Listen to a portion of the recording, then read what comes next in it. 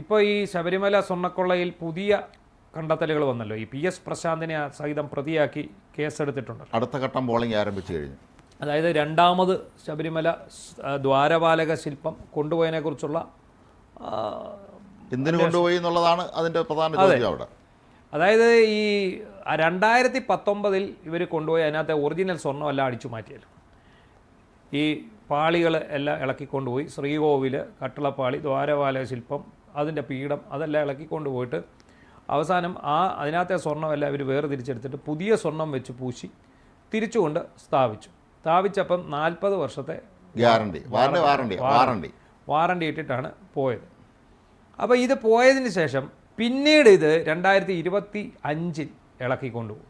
ഈ 2025 അതായത് കഴിഞ്ഞ വർഷം ഇത് ഇളക്കിക്കൊണ്ട് പോകാൻ കാരണമായി പറഞ്ഞത് ഇതിൻ്റെ മങ്ങിയെന്നും ദ്വാരപാലക ശില്പങ്ങളുടെ ഭാഗം ഇളകിയിരിക്കുന്നു. ഈ 40 വർഷത്തെ വാറണ്ടിയിൽ പൂശിയ സ്വർണത്തിന് വെറും 4 വർഷം കഴിഞ്ഞപ്പം എങ്ങനെയാണ് ഈ തിളക്കം വാങ്ങുന്നത്?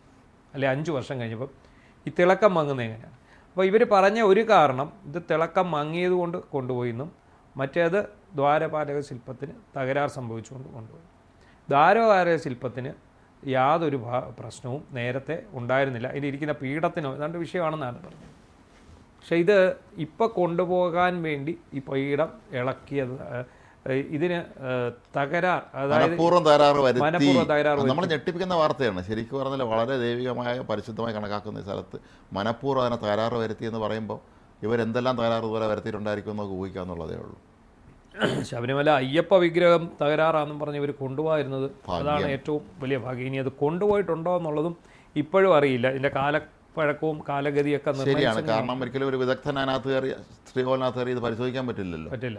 അപ്പോൾ അതിനകത്ത് മാത്രമേ ഇവർ പിടിക്കപ്പെടാതെ പോകത്തുള്ളൂ. അങ്ങനെ എന്തെങ്കിലും ചെയ്തിട്ടുണ്ടെങ്കിൽ പോലും ഇത് ഇളക്കിക്കൊണ്ട് പോകുന്നുണ്ടോ ഇല്ലയോ എന്നുള്ളത് നമുക്കറിയാം. മനസ്സിലാവാത്തൊരു കാര്യമേ ഈ ദേവസ്വം ബോർഡ് ഭാരവാഹികൾക്കും അവിടുത്തെ ഈ പൂജാ കർമ്മങ്ങൾ നടത്തുന്ന വലിയ ആചാര്യന്മാർക്കും ആർക്കും തന്നെ അയ്യപ്പൻ്റെ ശക്തിയെക്കുറിച്ച് അറിഞ്ഞുകൂടായിരുന്നോ എന്ന് നമ്മൾ സ്വാഭാവികം സംശയിക്കേണ്ടി വരും. അത് എന്താണ് പറയുന്നത്, നമ്മൾ പറയുന്നത് വല്ലാത്തൊരു ധൈര്യം. ഇത് ഓരോരുത്തർ ഈ ചെന്ന് ഇതിലേക്ക് വീഴുന്നതാണ്. അവരെ ആ നിമിഷം അങ്ങനെ തോന്നിപ്പിക്കുന്നു എന്നൊക്കെ വിശ്വാസികൾ പറയുന്നത്. മനസ്സിലായില്ലേ? വെളിച്ചം കണ്ട് ഈയൽ വാഞ്ഞെത്തും പോലെ. അതെ, അതായത് നന്നായിട്ട് നടന്നവൻ ഒക്കെ പെട്ടെന്ന് അവനൊരു തെറ്റ് ചെയ്യാനെ അവനിലേക്ക് തോന്നിപ്പിക്കുന്നതും ഇതേ ദൈവമായിരിക്കാം എന്ന് പറയുന്ന കേട്ടിട്ടില്ലേ? അപ്പോൾ ഒരു കുഴപ്പമില്ലാണെന്ന്, എന്നാൽ പിന്നെ ഈ തെറ്റങ്ങ് ചെയ്തേക്കാം, അവൻ ആ തെറ്റിലേക്ക് അങ്ങ് പോകുന്നു, അവനെ കൊണ്ട് തന്നെ ചെയ്യിപ്പിച്ചിട്ട് അവനെ അങ്ങ് നശിപ്പിക്കുകയാണെന്നുള്ള രീതിയിൽ പലരും പറഞ്ഞ് കേട്ടിട്ടില്ലേ? അതിനുള്ള സാധ്യതയുണ്ട് കേട്ടോ. അങ്ങനെ നോക്കുമ്പോൾ അത് വളരെ വിചിത്രമാണ്. കാര്യം അവിടെ കയറി കേടുപാട് വരുത്തുന്നൊക്കെ പറയുമ്പോഴേ ധാരാളം സംഭവിച്ചു, മോഷണം നടത്തി, അത് ഒരു വശമാണെങ്കിലും മനഃപൂർവ്വം കേടുപാട് വരുത്തിയിട്ട് വീണ്ടും കൊണ്ടുപോകുക എന്നൊക്കെ പറയുമ്പോൾ അത് വളരെ അത്ഭുതകരമായിരിക്കുന്നുണ്ട്. ഈ രണ്ടാമത് അഴിക്കാൻ പോയതാണ് ഈ കുഴപ്പത്തിനെല്ലാം കാരണം. അതായത് അതാണ് അവിടെ ഞാൻ പറഞ്ഞത്, അവിടെ ഇയാളെ കൊണ്ട് അങ്ങനെ തോന്നിപ്പിച്ചാണ്. ഇത് ഈ രണ്ടാമത്തേത് അഴിപ്പിച്ചെങ്കിൽ മാത്രമേ ഇത് വിവാദമായിട്ട് ഇത് പിടിക്കപ്പെടത്തുള്ളൂ. അപ്പോഴേ ഈ ഒന്നാമത്തേത് പുറത്തു വരത്തുള്ളൂ. ഈ ഒന്നാമത്തെ കൊള്ള പുറത്തു വരാൻ കാരണം രണ്ടാമത്തെ കൊള്ളയാണ് അല്ലേ? അതായത് രണ്ടാമത് ഈ ദ്വാരപാലക ശില്പം അഴിച്ചുകൊണ്ട് പോയപ്പോൾ ഇവിടുത്തെ ദേവസ്വം സ്പെഷ്യൽ കമ്മീഷണർ ഹൈക്കോടതിക്ക് റിപ്പോർട്ട് കൊടുക്കും. കാരണം ശബരിമല ഭരിക്കുന്നത് ഹൈക്കോടതിയുടെ മേൽനോട്ടത്തിലാണ്. ശബരിമല ദേവസ്വം സ്പെഷ്യൽ കമ്മീഷണറെ നിയോഗിച്ചിരിക്കുന്ന ഹൈക്കോടതി അവിടുത്തെ ഭരണം നടത്തുന്നതിന് വേണ്ടി. അതിന് ഈ സ്പെഷ്യൽ കമ്മീഷണർ എന്ത് ചെയ്യുന്നു? അദ്ദേഹം നോക്കുമ്പോൾ ദാണ്ട ഇത് അഴിച്ചുകൊണ്ട് പോകും. എന്തിനഴിച്ചുകൊണ്ട് പോകുന്നു? അതിൻ്റെ തിളക്കം വാങ്ങി അതിൻ്റെ തിളക്കം കൂട്ടാൻ വീണ്ടും സ്വർണം പൂശാൻ വേണ്ടി കൊണ്ടുപോകുക കരാറാണ്. അപ്പോൾ അങ്ങനെ ഈ കരാറിനെതിരെ അദ്ദേഹം ഇവർ അഴിച്ചുകൊണ്ട് പോയതിനെതിരെ റിപ്പോർട്ട് കൊടുക്കുമ്പോഴാണ് ഇതിനു മുമ്പ് പൂശിയിട്ട് ഇത്ര വർഷമേ ആയിട്ടുള്ളെന്നും 40 വർഷം വാറണ്ടി ഉണ്ടായിരുന്നിട്ട് പോലും. അത് 40 വർഷം വാറണ്ടി എന്ന് പറയുമ്പോൾ പെർഫെക്റ്റ് വർക്കെന്നായിരിക്കുമല്ലോ എൻ്റെ അർത്ഥം. 40 വർഷത്തേക്ക് വാറണ്ടി നൽകുക എന്ന് പറയുമ്പോൾ സ്വാഭാവികമായും അവർ അത്ര ഉറപ്പ് തരുന്നു എന്നാണ് അതിൻ്റെ മനസ്സിലാക്കേണ്ടത്. അപ്പോൾ ഇത് നമ്മൾ ഈ പറഞ്ഞ പോലെ കഴിഞ്ഞ ദിവസമൊക്കെ നമ്മൾ ചർച്ച ചെയ്ത പോലെ പിണറായി 3.0 വരും എന്നുള്ള ഒരു കണക്കുകൂട്ടലിലാണ്. അയ്യപ്പനേക്കാൾ പിണറായി വിശ്വസിച്ച് വരും. അതാണ്. ഇത് ഒരിക്കലും പിടിക്കപ്പെടില്ല. ഇപ്പം തന്നെ നമുക്കറിയാം PSCയിൽ വലിയ തട്ടിപ്പുകളാണ് നടന്നിരിക്കുന്നത്. നമ്മൾ ഞെട്ടിപ്പിക്കുന്ന വിവരങ്ങളാണ് ഇപ്പോൾ പുറത്തു വന്നുകൊണ്ടിരിക്കുന്നത്. അവിടുത്തെ ഉന്നത പദവികൾ മാത്രമല്ല ചെറിയ ജോലികളിലും എല്ലാം നടന്നിരിക്കുന്നു. കഴിഞ്ഞ ദിവസം 1-2 ഇവിടെ വന്നിരുന്നല്ലോ. അവർ പറഞ്ഞനുസരിച്ച് ചെറിയ ചെറിയ ജോലികളിൽ പോലും ഇത്തരത്തിലുള്ള വ്യാപകമായ ക്രമക്കേട് സംഭവിച്ചിരിക്കുന്നു. ഈ ഇപ്പോഴത്തെ പിന്നെ ആസൂത്രണ ബോർഡിലെ 3 തസ്തിക, പ്രധാനപ്പെട്ട 3 പദവികൾ, അതിൽ അന്തം കമ്മി ഒരുത്തനെയാണ് നിയമിച്ചത്. അതെ, അതിനുവേണ്ടിയാണ് ഇവർ ആ പേപ്പർ വാല്യുവേഷൻ ചെയ്യാതെ വിട്ടത്. മിന്നൽ വേഗത്തിലാണ്, പിന്നെ വേഗത്തിൽ, അതായത് പേപ്പർ വാല്യുവേഷൻ ചെയ്യാതെ അവർക്ക് വേണ്ടപ്പെട്ട ആൾക്ക് ഫുൾ മാർക്ക് കൊടുത്ത്, ആ ഇൻ്റർവ്യൂ ഫുൾ മാർക്ക് കൊടുത്ത് ആ ആളിനെ 1ാം നമ്പറായിട്ട് റാങ്ക് ലിസ്റ്റിൽ കൊണ്ടുവന്ന് അയാളെ നിയമിച്ചു. എന്ത് വേഗമാണ് കാര്യങ്ങൾ നടന്നത്. ഇതേപോലെ തന്നെയാണ് ഇവിടെ നടന്നത് എന്ന് ഞാൻ ബലമായി സംശയിക്കുന്നു. കാരണം തിരുവിതാംകൂർ ദേവസ്വം ബോർഡ് തുടർച്ചയായി വന്നപ്പോൾ, അതായത് പിണറായി വിജയൻ്റെ 10 വർഷത്തെ ഭരണത്തിന് കീഴിൽ ഒന്നിൻ്റെ തുടർച്ചയായി മറ്റോരോ ബോർഡുകൾ വരുന്നത് പോലെ വന്നപ്പോൾ ഈ ബോർഡും വിചാരിച്ചിരുന്നത്, PS പ്രശാന്ത് അടക്കമുള്ള വിചാരിച്ചിരുന്നത്, വീണ്ടും ഇവിടെ കാലാവധി നീട്ടിക്കിട്ടും, വീണ്ടും തുടരാം, അടുത്ത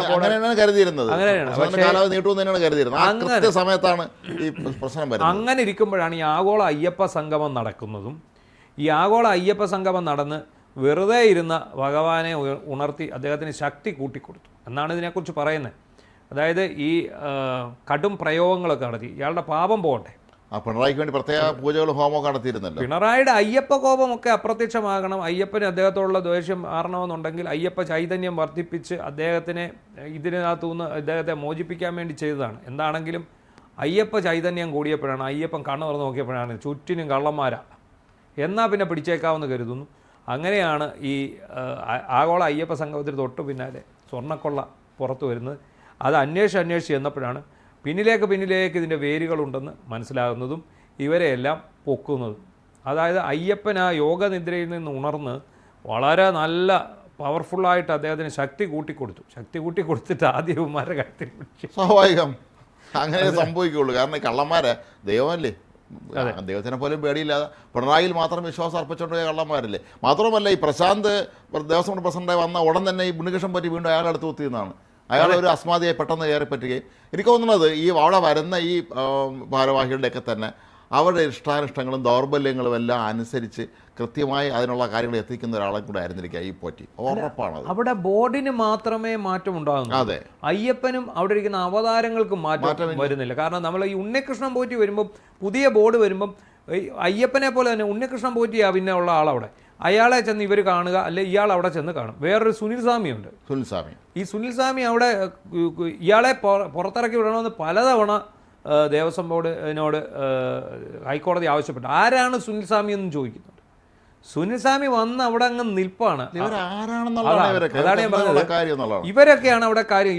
ഇതാണ് പിണറായി വിജയൻ പറഞ്ഞ അവതാരങ്ങൾ. ഈ അവതാരങ്ങളെ വണങ്ങുക എന്നുള്ളതാണ് പുതിയ ദേവസ്വം ബോർഡിൻ്റെയും പഴയ ദേവസ്വം ബോർഡിൻ്റെയും ഒക്കെ വിധി, അല്ലെങ്കിൽ അവരുടെ മുന്നോട്ടുള്ള പോക്കിന് സുഗമമായിട്ടുള്ളത്. അവർ ചെല്ലുമ്പോൾ ഇവരെല്ലാ കാര്യങ്ങളും നിയന്ത്രിക്കുന്നു. അവിടുത്തെ പ്രധാന തന്ത്രിയും മേൽശാന്തിയും എല്ലാം ഇവരുടെ മുമ്പ് ഓച്ചാനിക്കുന്നു. ഈ ഉണ്ണികൃഷ്ണൻ പോറ്റിയുടെയും ഈ പറഞ്ഞ സുനിൽ സ്വാമിയുടെ ഒക്കെ മുന്നേ നിൽക്കുകയല്ലേ.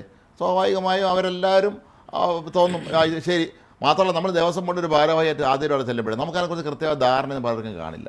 അപ്പോൾ അവർ കരുതി ഇവരൊക്കെയാണ് ഇവിടുത്തെ മുഖ്യ സംഘാടകന്മാർ, ഇവരൊക്കെയാണ് ഇവിടുത്തെ ഏറ്റവും അധികം കാര്യങ്ങൾ അറിയാവുന്നുള്ളതെന്ന് കരുതി അവരെ ആശ്രയിക്കും. അതാണ് സംഭവിച്ചത്. ഉണ്ണികൃഷ്ണൻ പോറ്റിയായിരിക്കും ഇവർക്ക് വഴി പറഞ്ഞു കൊടുത്തത്. അതായത് ദേവസ്വം മാനുവലും പിന്നെ ചട്ടങ്ങളും മറികടന്നിട്ടാണ് കൊണ്ടുവരിക്കുന്നത്. ഹൈക്കോടതിയുടെ ഒരു ഉത്തരവുണ്ട്, ദേവസ്വം മാനുവലുണ്ട്. ഇതെല്ലാം ഉത്തരവുകളും ലംഘിച്ചുകൊണ്ടാണ് സ്വർണം പൂശാൻ വേണ്ടി വീണ്ടും കൊണ്ടുപോകുന്നത്. അപ്പം താങ്ങുപീഠം സ്ഥാപിച്ചപ്പോൾ കേടുപാടുണ്ടായെന്നാണ് പറഞ്ഞത്. ഇത്തവണ ഇത് അഴിക്കാൻ വേണ്ടി പറഞ്ഞത്.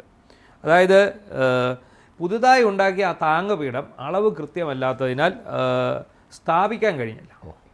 അപ്പോൾ താങ്ങുപീഠം ഉറപ്പിക്കാൻ ശ്രമിച്ചപ്പോൾ ശില്പത്തിൻ്റെ കാലിൻ്റെ ഭാഗത്തെ പൊട്ടി. മനസ്സിലായി? എന്തോ സംഭവിച്ചതെന്ന് ചോദിച്ചാൽ ഈ ദ്വാരപാലക ശില്പത്തിന് താങ്ങുപീഠം കൊണ്ടുവന്നപ്പോൾ ഇതിന് അളവ് കൃത്യമല്ല. അപ്പോൾ ഇത് എങ്ങനെ അവിടെ ഫിറ്റ് ചെയ്ത് നോക്കാൻ തുടങ്ങുമ്പോൾ ഇതിൻ്റെ കാല് പൊട്ടി. അപ്പോൾ ഇതെല്ലാം ആസൂത്രിതമാക്കാം. ഈ അളവ് ശരിയല്ലാതെ താങ്ങുപീഠം കൊണ്ടുവന്ന് ഇതേ കൊണ്ടിട്ട് ഇടിച്ചതാവണം. ഇത്തരം കാര്യങ്ങളൊക്കെ കൃത്യമായി നിർമ്മിക്കുന്ന പറയപ്പെടുന്ന കമ്പനിയിൽ ഇതിൻ്റെ അളവ് ശരിയല്ലായിരുന്നു എന്ന് പറഞ്ഞാൽ ആര് വിശ്വസിക്കും? അപ്പോൾ ഇങ്ങനെയാണ് അവിടെ സംഭവിച്ചത്. അതായത് മനഃപൂർവ്വം കേടുപാട് വരുത്തിക്കൊണ്ട് ഇത് ഇളക്കിക്കൊണ്ടുപോയി. ഇത് ഇളക്കിക്കൊണ്ട് പോയത് സ്വർണം പൂശാനോ ഇതിന് തിളക്കം കൂട്ടാനോ അല്ല. യഥാർത്ഥ സംഭവം ഞാനിപ്പോഴും വിശ്വസിക്കുന്നു, ശബരിമല സ്വർണ്ണപ്പാളിയിലല്ല ഇതിനകത്ത് കച്ചവടം നടന്നിട്ടുള്ളത്. ഈ ദ്വാരപാല ശില്പങ്ങളിലും ഈ കട്ടിളപ്പാളിയിലുമാണ് ഇവർ കച്ചവടം നടത്തിയിരിക്കുന്നത്.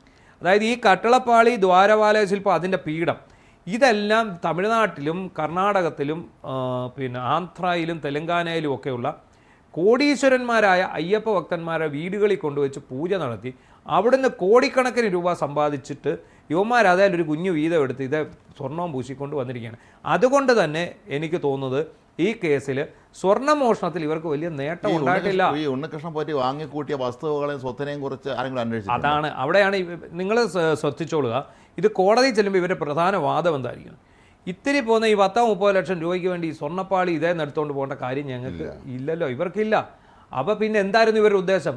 ആ ഉദ്ദേശം ഇതുവരെ അന്വേഷിക്കപ്പെട്ടിട്ടില്ലെന്നാണ് ഞാൻ മനസ്സിലാക്കുന്നത്. അല്ല, മാത്രമല്ല ഉണ്ണികൃഷ്ണൻ പോറ്റി ഇവിടെ നിന്ന് ഇതും കൊണ്ട് പോകുന്നു. അയാൾ അവിടെ എത്തിയത് എത്ര ദിവസം കഴിഞ്ഞിട്ടാണ്? അപ്പോൾ ഇതെന്താണ്? അതാണ് കാര്യം. ഇത് വഴി ഇയാൾ ഇത് ഘോഷയാത്ര പോലെ ഇത് കൊണ്ടുപോവാണ്. ഓരോരുത്തരത്ത് നേരത്തെ ഇയാൾ ബുക്കിംഗ് പിടിച്ചു. കാര്യം മനസ്സിലായില്ലേ? അതായത് ഈ പുതിയ ബോർഡ് കയറിയപ്പോൾ പുള്ളി പറഞ്ഞു നമുക്ക് അഴിച്ചുകൊണ്ട് പോകാം, അറ്റകുറ്റപ്പണിയാന്ന് പറഞ്ഞാൽ മതി, ഞാൻ ബുക്കിംഗ് ഇന്ന സ്ഥലത്ത് പിടിച്ചിട്ടുണ്ട്, ഇന്ന ഇത്ര രൂപ കിട്ടും, ഇത്ര രൂപ നിങ്ങളുടെ കമ്മീഷൻ. ഇത് ഇങ്ങനെ കൊണ്ടുപോയതാ. നമ്മുടെ വിനയകുമാരൻ നടൻ ജയറാമിൻ്റെ പറഞ്ഞ പലതവണ അദ്ദേഹം മാറ്റി പറഞ്ഞു. ആദ്യം വീട്ടിൽ കൊണ്ടുവന്നതുമായി ബന്ധപ്പെട്ട് അദ്ദേഹം പലതവണ പറഞ്ഞത് പല കാര്യങ്ങളാണ്. അതിൽ പോലും കൃത്യതയില്ല. അപ്പോൾ ഒരു സിനിമാ രംഗത്തുള്ള ഒരുപാട് പ്രമുഖർ വന്നിരിക്കുന്നു തൊഴാൻ. അപ്പോൾ ഈ മറ്റു പലരും വീട്ടിലും കൊണ്ടുപോയി കാണും. സിനിമാ രംഗത്തില്ല, ഇയാൾക്ക് കാശ് കൊടുക്കുന്നു. ജയറാം പറഞ്ഞാണ് ഇയാൾക്ക് വല്ല കാശും കൊടുത്താൽ അത് ഉണ്ണികൃഷ്ണൻ പോയി കാശ് കൊടുത്താൽ നിങ്ങളെ വീട്ടിലും കൊണ്ട് വെച്ചിരുന്നു. അങ്ങനെയല്ല, ജയറാമിനെ അദ്ദേഹം അതിന് ഒരു പരസ്യ പ്രചാരണത്തിനാണ് ഉപയോഗിച്ച് ഒരു ബ്രാൻഡാക്കി. ജയറാമിനോട് ഇത് ഫ്രീ ആയിട്ട് അവിടെ കൊണ്ടുവച്ചു. എന്നിട്ട് ജയറാമിനോട് പറഞ്ഞു നിങ്ങൾക്ക് പരിചയമുള്ള വ്യാപാരികളെയും വ്യവസായികളെയും കാശുള്ളവനെ എല്ലാം ഇനി വിളിച്ചോളാൻ പറഞ്ഞു. അവിടെ വന്നോടനെ അവരെല്ലാം ചോദിച്ചു കാണും ഇതെങ്ങനെ സംവിധാനം, ഇച്ചിരി പൈസ ഇതാണ് അവിടെ നടന്നിരിക്കുന്നത്. സത്യത്തിൽ ശബരിമലയിൽ നടന്നിരിക്കുന്നത് ഇതാണ്. അല്ലാതെ ഇതിനകത്തെ സ്വർണ്ണം ഇളക്കിയിട്ടൊന്നും കിട്ടാനില്ല. പിന്നെ എന്നാ കിട്ടും? ആൻറ്റിക്കല്ല. കാരണം ഇത് ഫിറ്റ് ചെയ്തിട്ട് എത്ര വർഷമായി? 10-30 വർഷമായി. 96-ലാണ് ഇത് ഫിറ്റ് ചെയ്തത്. അത്രയും കാലമായിട്ടുള്ളൂ. ഇതെങ്ങനെ ആൻറ്റിക്കാവുന്നത്? ഇതായാലും ഒരു 100 വർഷം പഴക്കമുള്ള 200 വർഷം പഴക്കമുള്ളതാണെങ്കിൽ ഓക്കെ. ഇത് ഓരോരുത്തരും വീട്ടിൽ കൊണ്ട് പ്രദർശനത്തിന് വെച്ച് അവരുടെ കയ്യിൽ നിന്ന് ലക്ഷങ്ങൾ വെച്ച് വാങ്ങി. ഇപ്പോൾ 10 ലക്ഷം രൂപ വെച്ച് മേടിച്ചാൽ ലാഭം. 10 കൊണ്ട് വെച്ച് കഴിയുമ്പോൾ 1 കോടി രൂപ ചോദിക്കുന്ന പൈസ കൊടുക്കും. പക്ഷേ 1 കോടിയൊന്നും അല്ല കിട്ടുന്നത്. ഒരു വീട്ടിൽ കൊണ്ടുവെക്കുന്നതിന് 1 കോടി കൂടുതൽ മേടിക്കുന്ന സ്ഥലങ്ങളുണ്ട്. ഇത് അങ്ങനെ കൊണ്ടുപോയി പൂജ നടത്തിയാണ്. ഇതിൻ്റെ റൂട്ട് മാപ്പ് തിരക്കി ഇത് ഏതൊക്കെ വീടുകളിൽ കൊണ്ട് പൂജ വെച്ചിട്ടുണ്ട്, അല്ലെ ആരുടെയൊക്കെ ഇതൊക്കെ, അല്ലെങ്കിൽ കോമൺ ആയിട്ട് ഒരിടത്ത് വെച്ച് പൂജിച്ചിട്ട് ഈ കൊണ്ടുവന്നവരെല്ലാം ഇതേ തൊട്ട് വണങ്ങാനും അതിനും ഇതിനുമൊക്കെ വെച്ച് പൈസ മേടിച്ചിട്ടുണ്ട്. ദക്ഷിണയാണല്ലോ, കാശല്ലല്ലോ. അതാണ് ശരിക്കും സംഭവിച്ചിരിക്കുന്നത്. ഇതിനകത്തേക്ക് SIT ചെന്നിട്ടുണ്ടോ എന്നതിനെക്കുറിച്ച് നമുക്കറിയില്ല. ഒരുപക്ഷെ SIT ഈ ഒരു കാര്യം രഹസ്യമാക്കി വെച്ചിരിക്കുകയായിരിക്കും. SIT അതിലേക്ക് ചെല്ലാൻ ഏതൊക്കെ പ്രമുഖരുടെ വീട്ടിലാണ് ഈ പോയ ഇത് തമിഴ്നാട് മാത്രമല്ല, ആന്ധ്രയും കർണാടകത്തിലെല്ലാം കൊണ്ടുപോയി കാണും. ഇവിടെ നിന്ന് കൊണ്ടുപോയ ഈ സംഗതികളെല്ലാം എത്രയോ ദിവസം കഴിഞ്ഞാണ് ചെന്നൈ എത്തിക്കണം. ഇവിടെ എത്ര സമയമാണ് ചെന്നൈയിലെത്താൻ? ഇവരിത് വിദേശത്ത് കൊണ്ടുപോയിട്ടുണ്ടോ എന്നുകൂടി അന്വേഷിക്കും. അത് ശരിയാണ്. അതും ഒരു സാധ്യതയുണ്ട്. ഇതിൻ്റെ ഭാഗങ്ങൾ ഇവർ വിദേശത്ത് കൊണ്ടുപോയിട്ടുണ്ടോ എന്നുള്ളതാണ് അന്വേഷിക്കേണ്ട പ്രധാനം. എന്താണെങ്കിലും ശരി, വലിയ പരിപാടിയാണ് നടക്കുന്നത്. പക്ഷേ ഇപ്പോഴും ഞാൻ പറയുന്നു, ഇത് സ്വർണ്ണം മോഷ്ടിക്കാൻ വേണ്ടി ആയിരിക്കില്ല. ഈ പറയുന്ന വിശുദ്ധ വന്ന് നമ്മൾ കരുതുന്ന പരിപാവനമെന്ന് കരുതുന്ന അയ്യപ്പൻ്റെ ദ്വാരപാലകരെയൊക്കെ കൊണ്ട് വീട്ടിൽ കൊണ്ടുവച്ച് പൂജിക്കുക എന്ന് പറഞ്ഞാൽ ഭക്തി മൂത്ത് അതിൻ്റെ ഒരു ആവേശബാധിതരായിട്ട് നിൽക്കുന്ന ആൾക്കാർ എത്ര പൈസ വേണേലും മുടക്കും. അതുതന്നെയാണ് ഇവിടെ സംഭവിച്ചിരിക്കുന്നത്. ആ രീതിയിൽ കൂടി SITയുടെ അന്വേഷണം പോയാൽ വളരെ കൃത്യമായിരിക്കും.